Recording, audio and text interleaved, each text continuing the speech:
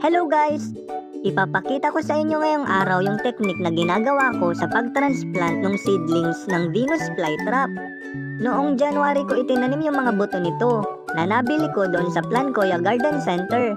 Pumunta lang kayo sa aking profile at i-click nyo yung link sa aking bio para kayo ay maka-order.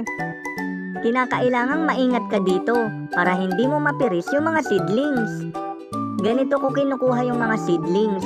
Kinakat ko yung paligid ng substrate nila para hindi sila gaanong ma-stress. Pagkakuha ay inihahanda ko kaagad yung pot na paglilipatan ng seedling. Dito ay gumagamit rin ako ng pothole mesh para hindi ma-wash out yung substrate mix na aking gagamitin. Pinaghalo itong sphagnum moss at perlite. At para sa proteksyon ng seedling ay gumagamit ako nitong Starkel G. Ibinubudbud ko ito sa ibabaw ng substrate at saka ko ilalagay yung seedling. Magdadagdag ulit ako nitong substrate para matabunan yung Starkel G.